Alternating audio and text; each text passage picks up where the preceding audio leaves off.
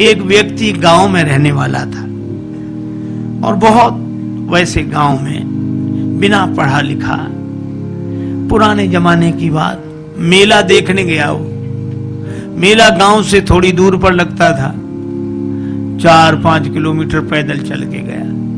अब मेले में उसने तरह तरह की चीजें देखी। मेला पहली बार देखा था, बड़ा खुश हो रहा था। गांव का रहने वाला आदमी इतनी देर में घूमते हुए गया तो एक जगह उसने एक शीशा देखा, दर्पण, ऐसा आदमकद शीशा जो उसने देखा तो शीशे में उसने स्वयं को देखा। अब वो ये नहीं समझ पावे कि हम ही हैं। और शीशे में जैसे ही इसने देखा तो ये मुस्कुराया और हाथ जोड़ के बोला, भैया राम राम। तो उधर से भी मुस्कुराहट दिखी, भैया राम राम। इसने कहा, वाह वाह, बड़े अच्छे भाई साहब हैं, पहली बार मिलने में भी इतने प्रेम से। अब ये कहे, और भैया सब ठीक है? तो वो भी ऐसे कहे। बस दुकानदार से बोला, ये भाई साहब कितने के दिए? दुकानदार ने सोचा चाहे कोई दर्पण समझ के ले, चाहे भाई साहब, हमें तो पैसे से मतलब। बोले 2 रुपए के। तो मेले के लिए जितना खर्चा लाया था उसने 2 रुपए उसी को दे दिए और दर्पण हाथ में लिया। अब भाई साहब को बार बार देखे बड़ा खुश हो।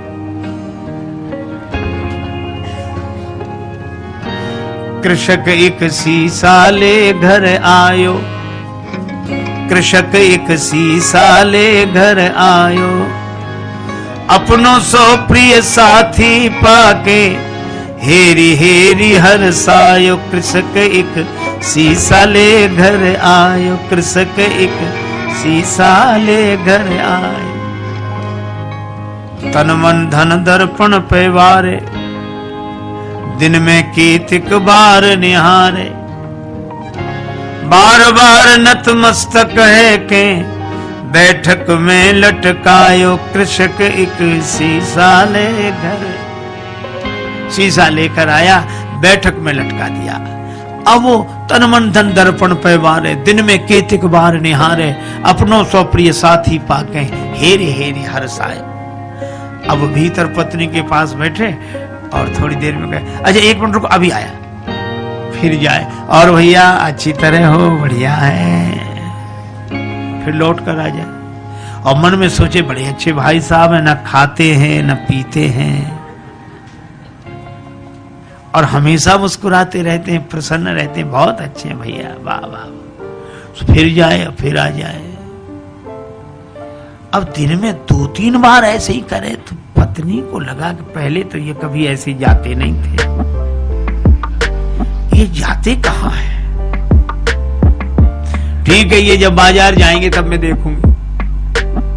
वो गए कहीं बाहर घूमने, पत्नी गई देखने कि देखूं तो क्या ये बैठक में क्या है जो बार बार।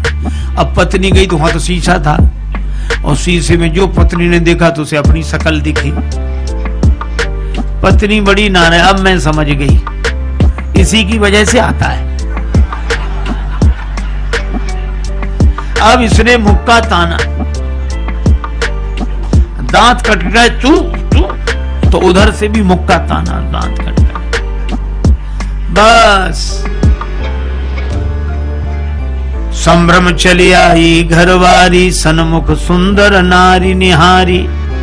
आए गई है सौत हमारी, क्रोध हृदय में छायो। कृषक एक शीशा ले घर आए। अब उसको बड़ा क्रोध हमारी सौत को ले आया है, इसी की वजह से आता है। और बस भाग पड़ी, बस मैं न रहूंगी, बिस्खे हो या डूब मरूंगी। बिस खा लूंगी, मर जाऊंगी, कुएं में गिर जाऊंगी, बस रहूंगी नहीं, मैं तो अभी जाती हूँ, चाहे जो कुछ हो जाए।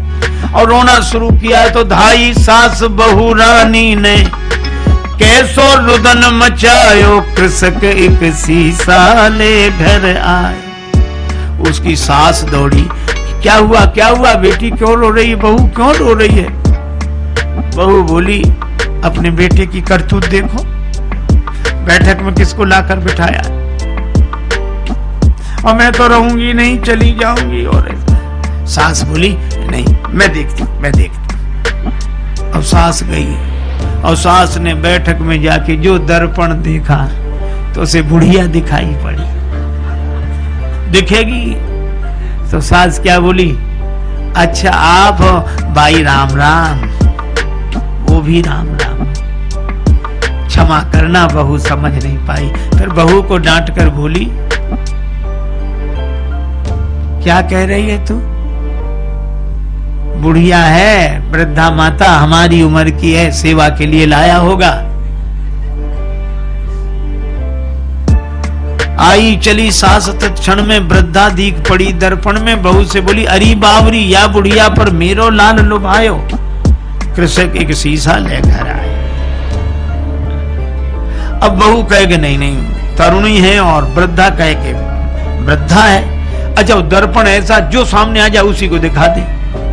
बहू सामने जाए, तरुणी देखो ये बैठी और सास कहे हट मैं देखती हूँ, वो देखे सो वृद्धा देखे। अब सास बहू का झगड़ा आके ससुर निवारो। ससुर ने कहा क्या है मैं देखता हूं, क्यों ये कलह मचा रखा है। अब ससुर आया, ससुर ने कहा तुम दोनों अलग हो। अब ससुर ने जो देखा दर्पण तो उसे बूढ़ा आदमी दिखाई पड़ा। तो ससुर बोला, अरे भैया राम राम, आप हो, माफ करना ये समझती नहीं है। दोनों को फटकारा। दाढ़ी वालों पुरुष देख के दोनों को फटकारो। ससुर बोला ससुर अरी मूर्खाओ, धर के मानो देह लजाओ, मर न गई तुम नारी पुरुष को भेद समझ ना पायो। तुम स्त्री पुरुष का भेद नहीं समझ सकी। सास कहे नहीं है तो वृद्धा बुढ़िया है। ससुर कहे कि नहीं बूढ़े भाई साहब बैठे, और बहू कहे कि नहीं तरुणी है। अच्छा अब एक बात बताओ, इनमें कौन आदमी गलत बोल रहा है? कोई गलत नहीं बोल रहा है, पर प्रश्न ये कौन सही बोल रहा है? कोई सही नहीं बोल रहा है और कोई गलत नहीं बोल रहा है। इतने में वो व्यक्ति आ गया, गांव में गया था घूमकर। क्या है? मां बोली बैठक में किसको बिठाया है? वो बोला हमारे भाई साहब हैं।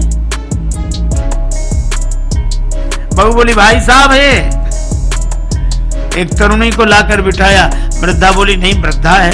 और ससुर कहे, वो पिता कहे कि नहीं वृद्ध व्यक्ति है। वो कहे नहीं हमारी तरह युवक हैं। अब जो दर्पण के सामने जाए दर्पण उसी का चेहरा दिखा दे। अच्छा अब आप बताओ, शीशा से बनते शुभ दर्शन, तापे मचो घोर संघर्षण। और इसके हाथ में जाए शीशा, उसके हाथ में जाए, इसके हाथ में जाए, और ऐसे हाथों में जाते शीशा गिर गया, टूट कर टुकड़े टुकड़े हो गया। और जैसे ही दर्पण टूट गया तो दो बचे कि एक ही। फिर दूसरा कोई था ही नहीं, न भाई साहब, न तरुणी, न वृद्धा, न वो वृद्ध व्यक्ति। एक ही था और एक ही है और एक ही। देखो कितनी अद्भुत बात। इसी तरह वह एक अद्वैत परमात्मा ही है। प्रेम में वह अनन्यता में एक होकर रहता है, ज्ञान में वह अद्वैत में एक होकर रहता है। ये तो माया के दर्पण के कारण द्वैत की अनुभूति हमें होती है और हम अपने ही उस चेहरे को एक में दो देख लेते हैं, भाई साहब और ये और वो, सब सारा संसार बन जाता है। लेकिन एक आदमी की अंगूठी खो गई, बड़ा परेशान। एक महात्मा मिले, महाराज मेरी अंगूठी खो गई, आप तो सर्वज्ञ हैं, सब जानते हैं, तो बताएं मेरी अंगूठी कहाँ है, बड़ी कृपा होगी। महात्मा बोले मैं बता दूंगा। तो बताओ महाराज कहाँ रह गई? कुर्ते की जेब में है, तकिए के नीचे है, कि मकान में रह गई, कहाँ रह गई? अंगूठी मिल नहीं रही। महात्मा बोले अंगूठी कहीं भी हो, पर जहां भी होगी सोने में ही होगी। अंगूठी सोने से अलग हो ही नहीं सकती है? और सच्ची बात है, हम सबसे अलग हो सकते हैं पर भगवान से अलग हो ही नहीं सकते। दोस्तों महाराज जी आपको ऐसी ही कथा सुनाते हैं जिसमें आपको ज्ञान भी मिलता है और मजा भी आता है। ऐसी ही कथा सुनने के लिए हमारे चैनल को सब्सक्राइब कर लें ताकि ऐसी कथा आप तक पहुंचती रहे। हाँ।